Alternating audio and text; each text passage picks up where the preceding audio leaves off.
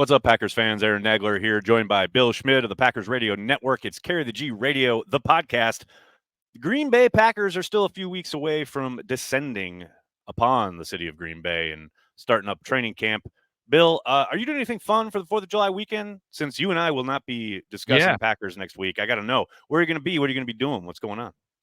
As I think a lot of people in Wisconsin going to try to take up the Northwoods route. Nags, nice. It's going to be an interesting situation. How so? Your boy's not a camper, per se. I feel that. This 300-pound body does not do well in camping. But we're going to be staying in a camper. Ooh. In the Minocqua-ish area. So the first time your boy's not in my version of roughing it is like a day's in. So this is going to be a little bit tougher. And I am going to be the one that is more concerned about, showers and things like that. But it's going to be fun. So we're going to get out. Is this a just drink as much as possible. Air-conditioned camper? I believe so. Okay, I believe so. That's a whole other world. That's not even close to roughing it. But okay, good. Yes. Roughing it for this cat that stayed one night in a tent, and then I believe I slept in the car the next night. Oh, lovely. And then left a group of my friends that we were at. I was like, I'm done with this. Enough of this. This is not happening anymore. Oh man. Well, I'm going to be in Manhattan watching the fireworks with my girls. Awesome. I got a hotel room on the west side, because for the first time in like 10 years, usually the fireworks in New York traditionally have been on the East River. This year they're on the Hudson on the west side. So I got us a hotel. Going to walk the High Line there on the west side and watch the fireworks. It's going to be a lot of fun. That's awesome. Going to unplug for a weekend, like Thursday, Friday, Saturday, Sunday. Ain't going to do nothing except probably watch soccer and hang out with my girls. So I'm excited about that. So how are we partaking in the soccer right now? Has the soccer been good? Is it good soccer? It's been great, dude. The Euros have been amazing. The Copa America is just kind of ramshackle, because like during the day you watch the Euros, right? And then usually, like in the past week or so, it's been Copa America that has been going in the evenings. And that's, I got to tell you, the summer of soccer has been amazing. It's been absolutely incredible. There we go. It's been a lot of fun. The U.S. plays tonight. You should check them out. But I can't. Are we good or no? No, we're okay. We're okay. We'll hang. We'll end up losing at some point down the stretch here during this tournament. But we're going to be able to battle and have a chance. Yeah, exactly. Yeah, they've got talent. There's no question about it. But yeah, I'll tell you what. It's kind of retribution for the last World Cup being during the month of December, which is like just goes against the word of God. Like, soccer tournaments are supposed to be in the summer. And I have now 2 of them right on top of each other is just like, I'm like gorging. It's so great. And the reason why as beyond soccer casual, right. The best part of it being in the summer is the fact that there's sports on at odd times during the day. Yeah, that's when you can fully consume and take, I think, the most advantage of it. I think my first real baptism into soccer where I actually like watched a full game was the World Cup in South Africa. There you go. When people were really being welcomed to the Vuvuzela train. And that was the best part, because it was all starting at 7 a.m. So I was watching sports, Price is Right, then go outside and play. Then go and work. It was a good deal. I used to remember when I think the World Cup was in Japan, and my buddy Luke and I were up at like 5 a.m. watching a U.S. match, and we had to be quiet because his wife was asleep and she was a school teacher, and so she had to get up early, but not quite as early as the matches. So the U.S. would score. Not as early as you drunks. No, exactly. And so we would, like, the U.S. would score, and we would have to be so quiet in our celebrate. Like we were like just looking at each other like it was so much fun. That was a good time.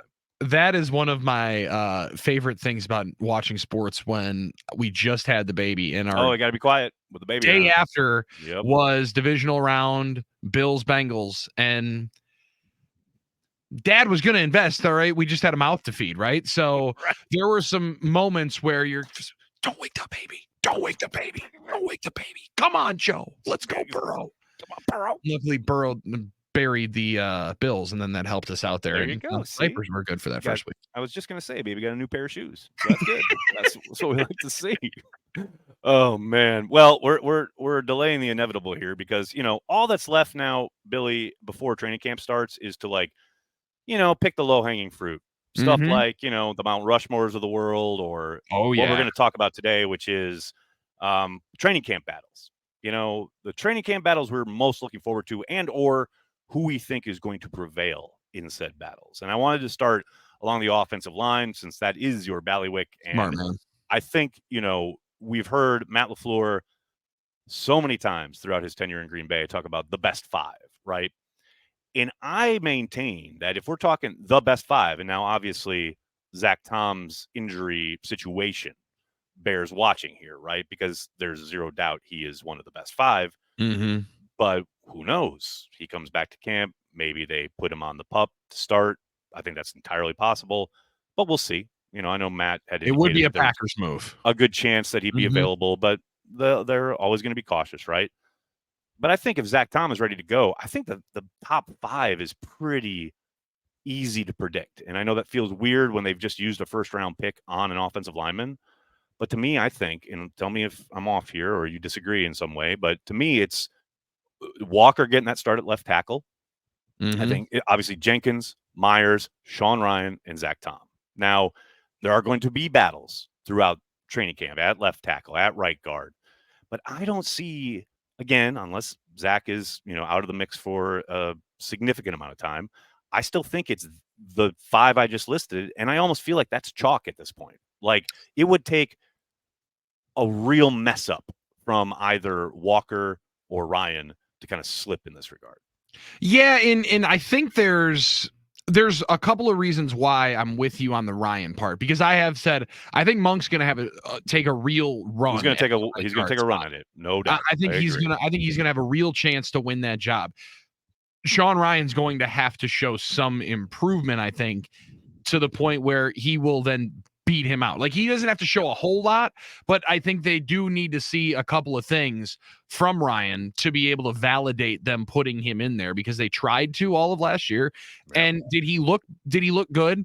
At times, yes. But there was a clean and clear reason why John Runyon continued to play, was because Sean Ryan just didn't take it away and start, right? Yeah, so I do really like Monk, and I think that he's going to potentially prevail, but it would take a little something for him to win that job. The Morgan piece beating out Walker, I think it just speaks to the value they got in Rasheed Walker in the 7th round. This is a dude that was a 3rd or a 4th round projection by pretty much every metric. And a slow 40 time, I believe, at the pro day was one of the reasons. Some slight questions. It's that draft kind of march, right? Where all of a sudden, all of the tape is still there. Yeah. But we've got to pick it apart. We pick apart the numbers, and all of a sudden, that value gets decreased in the eyes of these teams. Yeah, and somehow him teabagging a guy after he just pancaked him became one of, like, the worst things that you could possibly do. Yep. Offensive linemen love that. Yep. So I think the way he played at the end of the year, he proved so much more than Ryan did, where I think it's going to take more to beat out Walker. Yeah, especially at that spot, Nags. Like, that's so important. It's going to take a lot, I think, for them to say, yeah, we will throw the 26th overall pick in there and not blink an eye when we've watched this guy start 18 games for us. That's just a hard thing to completely forget about. So I think Walker would be a much more surprise for me if he's not in there. I think that right guard job is a little bit more open, because there'll also be more contenders for it.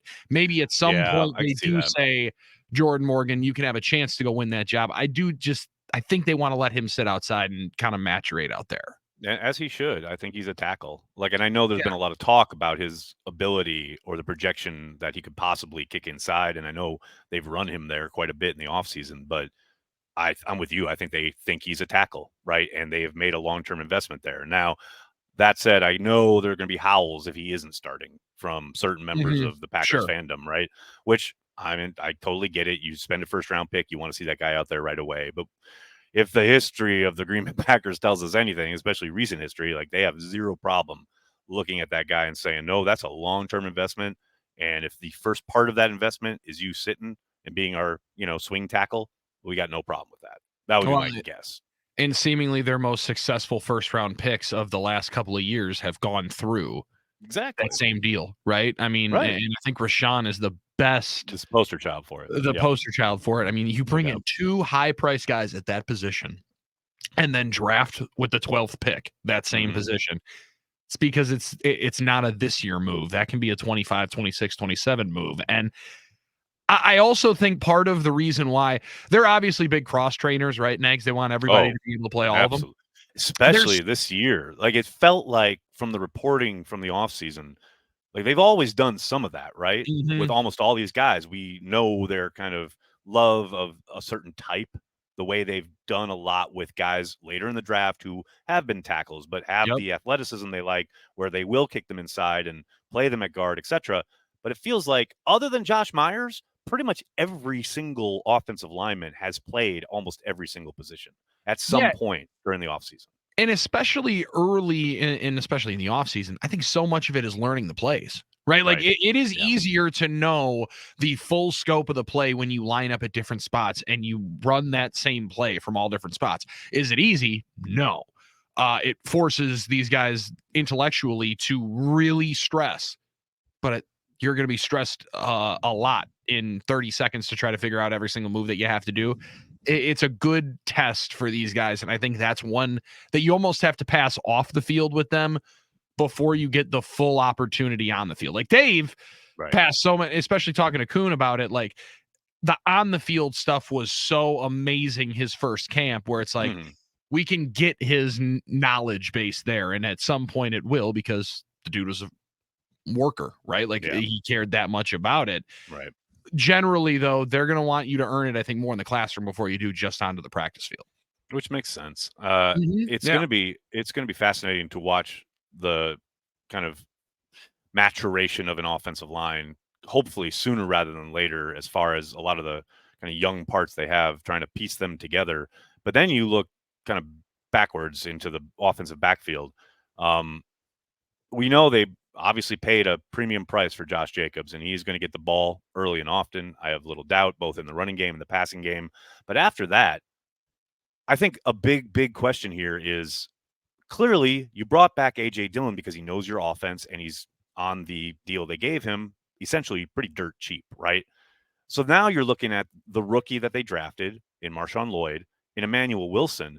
I think most people have written Emmanuel Wilson off in the sense that, okay, it's going to be nigh impossible for him to make the squad. Yeah.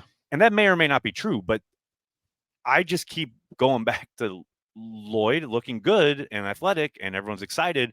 But he also put the ball on the ground, his literal first touch of the offseason, Yeah. which That's was a tough. knock on him in college.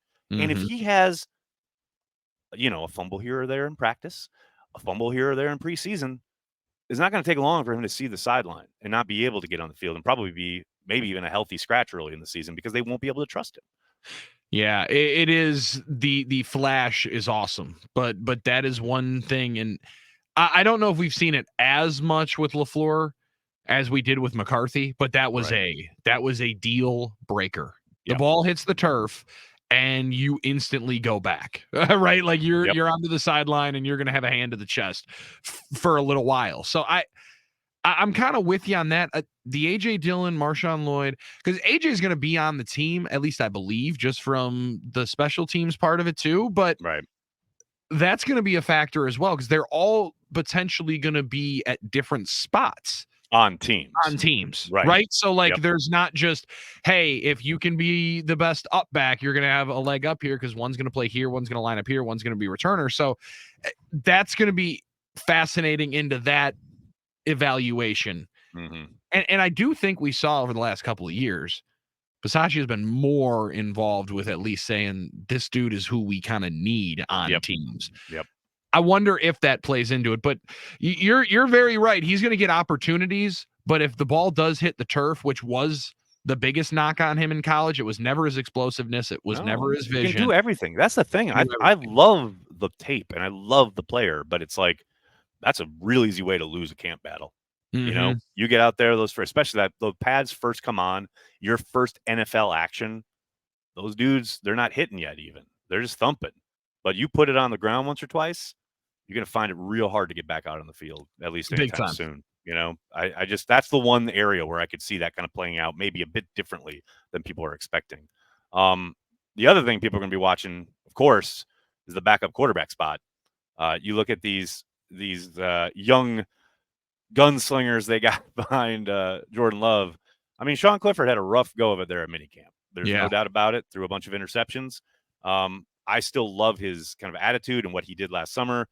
But Pratt certainly seemed to look the part so far in the offseason. I cannot wait till we get some closer to game action stuff to look at these two in, because I think Clifford last summer, he was a real gamer. He was a guy who he took care of the ball fine, ran the offense well during practices, but once they got into like family night and the preseason games, he really let it rip, right? And that's kind of what solidified him as the backup. I can't wait to watch both him and Pratt operating in some of the more scrimmage type stuff, just to see if that's still there. Like, I know Clifford's going to let it go. He's not afraid to kind of like let it rip, so to speak. But Pratt, he's played some big time football. I don't think it's going to be too much for him in any sense of the word.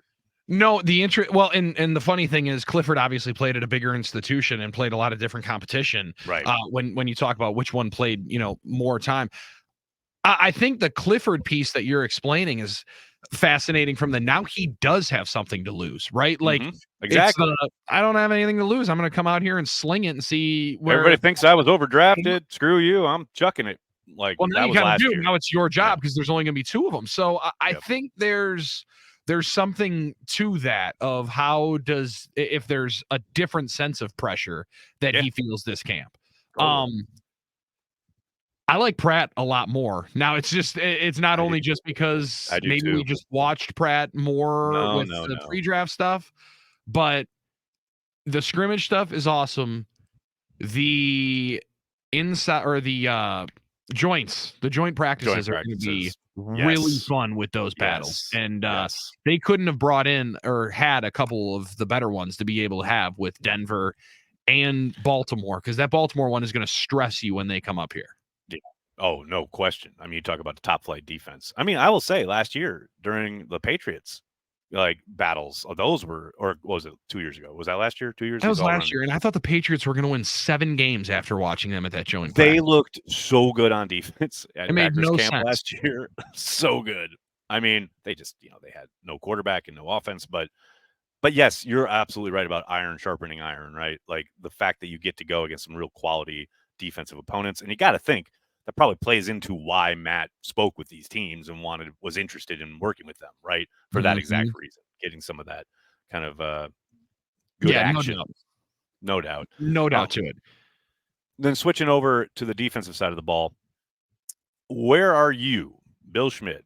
How do you fall when you talk about the cornerback position? Because we all know they're counting on Jair returning to Jair form. Like we're expecting all-pro Jair, locking it down day in, day out, week in, week out. But then after that, I mean, anything could happen. I wouldn't be surprised if, Kalen King is like the phenom of camp and ends up winning the starting job. Now, I don't think that's going to happen, but I won't be surprised if it does. Yeah, it could legit be anybody out there. I wouldn't be surprised. Because the last couple of years, the Ray Nitschke MVP has been a corner, right? Exactly, like, I mean, it's been in the secondary, and that guy that everybody has talked about, Valentine was the dude last year. Made a bunch of plays, turned a bunch of heads. Yes. I think the wild card in the whole thing, Nags, and maybe it's not that wild because he is a former first-round pick. Stokes is going to have something to say about the run, and at least they gassed him up so much in the mini camp in the spring that I just think they're going to give him one last chance to take the job. Right. But what Valentine put on tape last year is going to be tough to just completely ignore. And I mean, he's been everywhere with the organization. I feel like I've seen him. He's become a bit of a exactly. Yeah. Right. Like he's somebody that they're putting out there for potentially some reason. There's going to one of those guys I think separates themselves kind of early, but don't be surprised if all of a sudden we're out there the first or second day in pads and right? Why is Stokes lining up with the ones? Well, because they're going to give it one more chance with that, at least the stuff he had in year one and the draft capital. I still think that's a part of it for them, but he won't have as long of a leash there at the top. But I kind of think they're going to give him a chance to go and steal it right away. Yeah, I mean, I loved the aggressiveness from Valentine last year, the physicality of his game, but it was pretty damn inconsistent, right? There were certainly days where he looked really promising, and there were certainly rough moments where he got taken advantage of. And I think I don't think that's telling any tales out of school. I think that's pretty fair. Stokes, I don't remember a single like real positive stretch from him. And I know he's coming off injury, re-injury, whatever. But man, you talk about a guy who really has to kind of turn back the clock and recapture whatever it was he was doing his first year, because that was where the promise really kind of reared its head. Because you could see it his first year. You saw it. Absolutely. And that was, after Jair was out for such a long stretch, he hadn't expected to play as much as he did, but he did, and teams went after him, and he responded really well. But man, that all fell apart his second year, and obviously this long stretch with the injuries. But then when he was on the field last year, it wasn't good. No. It wasn't good. Yeah, so and that's where maybe it is all lip service that all the gas has come throughout this mini camp period. But I feel like they're gonna take one more swing there, and who knows? Maybe it's a really quick leash where it's, hey, you got to show us something in the first week. Yeah. Otherwise, you're going to be fighting an uphill battle to be on this team. And look, to be fair, there is something to be said for you're talking about the glowing reports, right? Well, a lot of it has been centered around like he looks great and he feels great. Looks great, feels great. There's certainly something to be said for getting past the injuries, right? Like Rashawn Gary, I think this year is going to look very different getting past that ACL injury. For Stokes, he's getting past numerous injuries, countless right? ones. And so hopefully that enables him to kind of recapture some of the form we saw his rookie year, because hell, if we can pair that guy with Jair Alexander, we're cooking with gas. Like now I'm getting excited. Yep. Something that's not really a camp battle, but there will be battles kind of fought probably for Hafley to determine what kind of approach he wants to take as far as his sub packages go. It's weird because you can label it the safety battle, right? Opposite Xavier McKinney. Like we know they drafted 3 safeties. They have a leftover safety from last year's draft and Anthony Johnson Jr. I think all of those guys are going to be in the mix. But what's fascinating to me is that there's also some residual kind of effect for how that battle plays out and how much 3 safety stuff they play, which means then your nickel slot guy in Keyshawn Nixon is most likely relegated to the sideline. And or you're playing dime and you're keeping Nixon out there, but then you've got him in one slot and you got a safety in another slot, where I just think there's a chance that like Evan Williams comes in and balls out, right? And I think a lot of people right now are earmarking Javon Bullard as the guy opposite McKinney, but like, do the Packers have to find a way to get both of them on the field a lot more because they just look so good? And the way that Hafley is trying to like attack defenses and take things away on a matchup basis week by week could determine like, well, he may say a lot of 3 safety one week and none of it the next week. But that's to me why the safety battle in this camp is going to be so fascinating, because I do think they got to find out what they have before they can even determine, okay, this is how we want to operate with our sub packages, because hell, they could all flame out, right? And then it's like, well, we need Keyshawn on the field as much as possible. Serious problems, yeah. So I don't know. That to me is like just fascinating for how many dominoes could fall depending on who rises and who falls. Well, and I like how you said it, of forcing himself on the field in like an Evan Williams category, because I think it was Rob asked the question last year about Valentine when we just mentioned it, where it's like, at what point are you just going to have to get this guy find a way to get this guy on the field?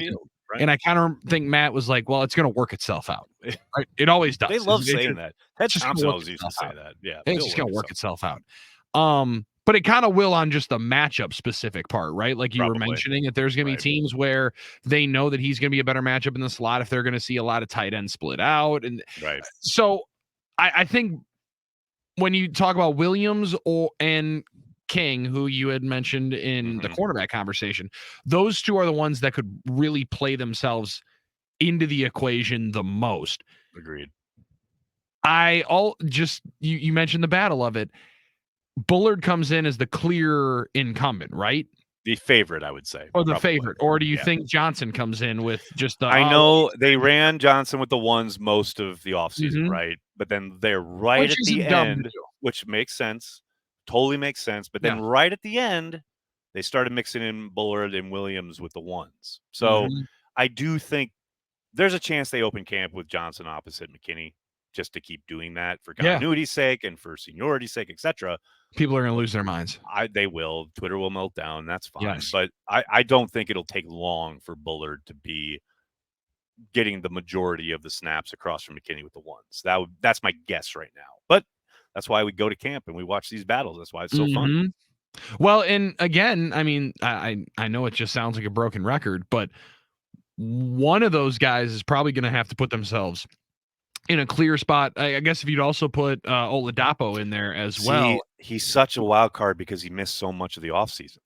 You just don't know. He injured most. I mean, he wasn't out there, right? So he was one of my draft crushes. I absolutely love his game, but I don't know. Is he behind? Is he going to be like thrown into the fire even though he missed all this time? I don't know. I'm pulling for him. I love the kid, but I think he's a real kind of unknown at this point. Well, and I don't know if maybe I'm just too early on it, but I've almost just thrown him into like strictly special teams. It's entirely possible. Like I've thought about it a few times where he hasn't even really factored into the defensive arithmetic for me. It's just then where are you slotting him on teams and how many plays can he make on all four? Because I imagine there's not going to be one that he's not a part of the unit.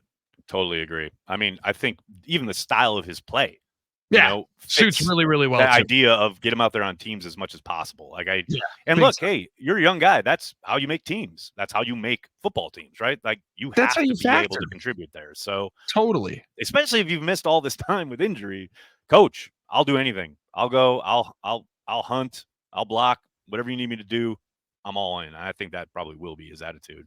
And now we got to talk about obviously the kicker. No, I'm not talking about kicker battles. Nope. Greg Joseph's winning it. It's not going to be a competition. See, you keep saying the Greg Joseph thing. Although it was funny because last time we recorded, I was like adamant that Carlson's going to win. You said Greg Joseph, and then they cut the other dude. So we were like clearly in sync with the Packers on this. Like we knew the other cat had no chance, but then they went in and picked up this kid from the Lions. So, funniest thing is though, I see the press release and like I don't know if it's the same on your email for your app. Instantly, it cuts off right at the words of Packers release that's kicker. So funny. Yes, like, you gotta be shitting me, dude. I just fought Nags on this. Said that Joseph's gonna make the team and they're gonna cut his ass an hour after. Oh my God, that was so good. I thought the exact same thing. I was like, awesome. Here it is. I win. And then it was like the one dude we both were like pretty sure wasn't going to be part of the equation. So that's good. The one guy we thought was going to be shagging balls. Yep.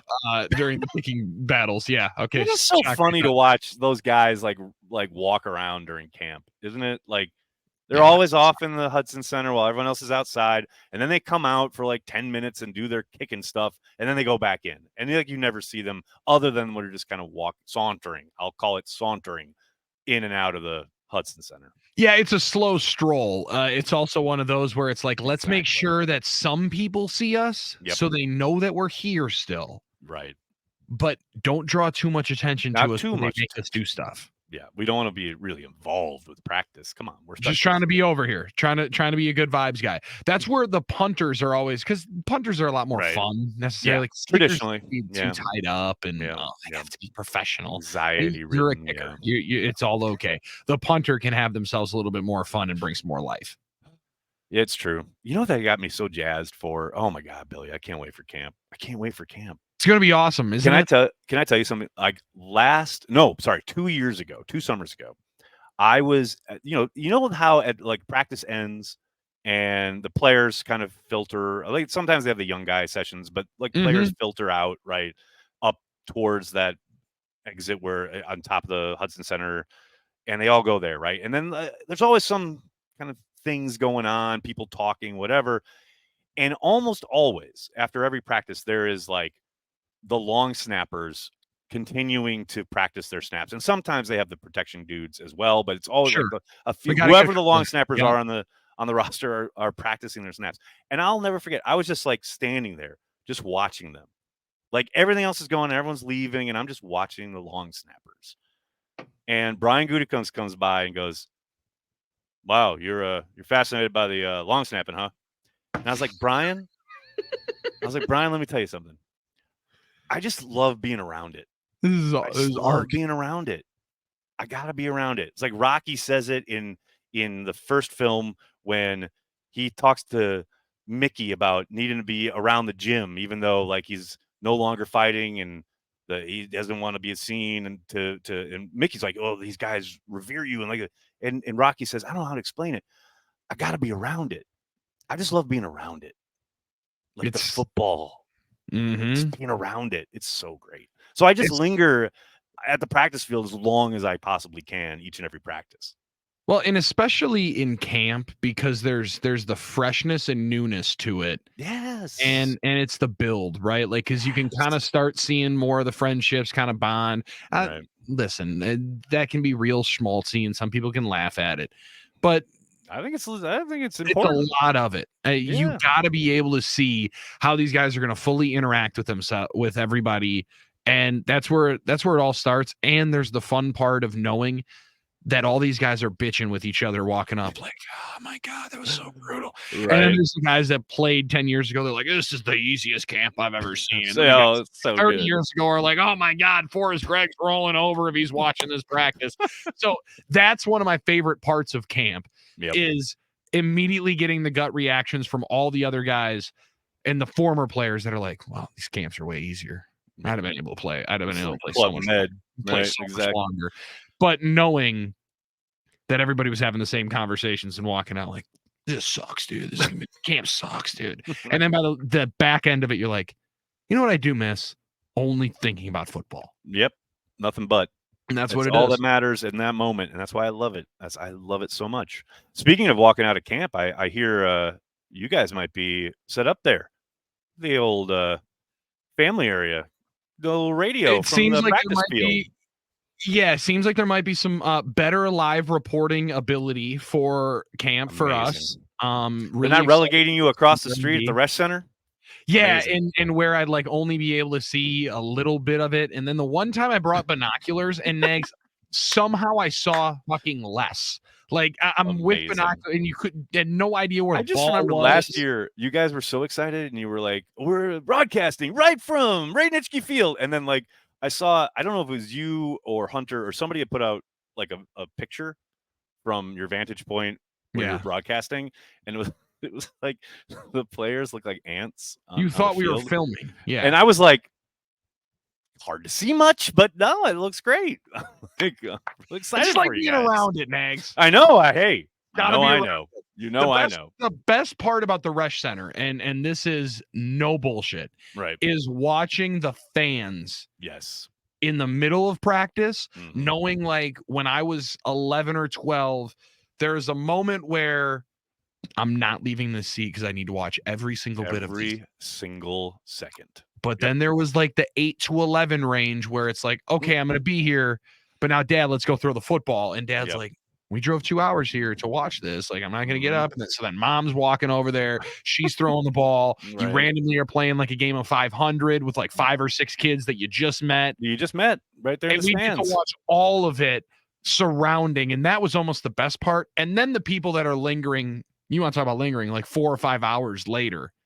Because they just went to the pro shop, just took a tour. It's the vibes, man. It's the vibes. Soaking it all in. Camp vibes. You cannot beat it. You cannot beat it. And to your point, yeah, you're filled with hope. It's the start of something. It's like we haven't given up a point on defense. Nobody's false started on offense. Everything is gorgeous. Everything is huge and full of hope. There hasn't been a big 3rd and 14 against us that extends a drive, and you're that like, we let the middle wide open. Yep, yeah, 100%. Yeah, it's all new. It's all full of hope. I contend Green Bay in August better than Green Bay in December. Even though people will love the shots of the snow, that vibe in camp is pretty electric. I don't know if I can agree with you on that one there, Billy, but I hear you. It is magical. See, you like the cold. You're weird like that. I fucking love the cold. See, you're weird like that. I am weird. It's true. I will say though, the one thing I do miss about, like, you talk about the old camps and the old camp practices and all that, and anybody who's listened to me for any amount of time knows where I'm going with this, is the night practices. Man, I miss a night practice at Ray Nitschke Field. Big That time. shit. You want to talk about magical? Holy shit. I remember, I'll never forget, there was, under McCarthy, I think it was like 20, I can't, like 12 or something like Call that. everybody in, mate. Just, they had a nighttime practice, and I remember turning to, we were on the sideline, and then Bedard and I walked over to the stands and just stood there watching practice. And it was just because it was half filled, Sure. Yep. but it was still like, and it was just perfect. You couldn't beat it, man. It was just, I don't know. It was hard to describe, but the vibe When the was just sun's going immaculate. down, the breeze is hitting, and you are hearing pads clashing, and you know that it's the best competition period coming up the day. Yeah, it's a tough one to beat. You can't beat it, man. You just can't beat it. And then the lights come on, and so good.